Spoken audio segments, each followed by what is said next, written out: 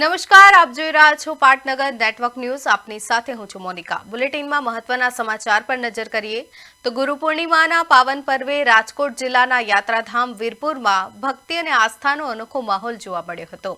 પૂજ્ય સંત શ્રી જલારામ બાપાની જગ્યાએ ગુરુ પૂર્ણિમાના વિશેષ અવસરે વહેલી સવારથી જ હજારો ભાવિકોની લાંબી કતારો જોવા મળી હતી। આ પ્રસંગે પૂજ્ય જલારામ બાપાના ગુરુ પૂજ્ય ભોજલરામ બાપાની સમાધિનું વિધિવત પૂજન જલારામ ગાદીના ગાદીપતિ પૂજ્ય રઘુરામ બાપા તેમજ જલારામ બાપાના પરિવારજનોના હસ્તે કરવામાં આવ્યું હતું।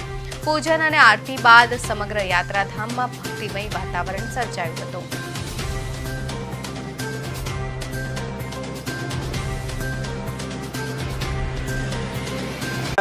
શુભ રૂડો એવો પ્રસંગ છે મારા માટે, કારણ કે આજે ગુરુ પૂર્ણિમાના દિવસે હું પૂનમ ભરવા માટે ચાલીને આવ્યો છું મારા ગુરુને મળવા માટે।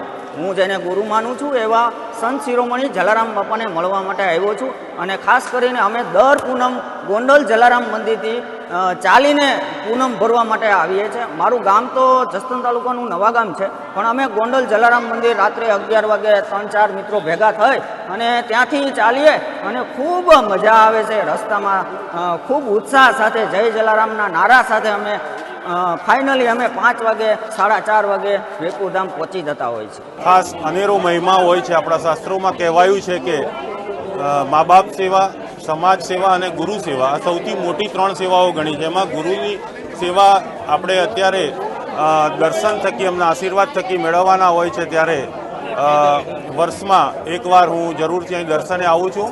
હું મહીસાગર જિલ્લાના સંતરામપુર તાલુકામાંથી મોટી સસણ ગામથી આવું છું અને છેલ્લા 17 વર્ષથી હું જલારામ બાપાના દર્શન કરી ધન્યતા અનુભવું છું।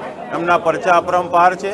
એમની પરચા થકી મારા જીવનમાં ઘણા કાર્યો સફળતાપૂર્વક સિદ્ધ થયા છે અને આપ સૌને વિનંતી કે આપ પણ જલારામ બાપાના દર્શને આવો અને બાપાની કૃપા મેળવો। એવા સૌને જય જલારામ।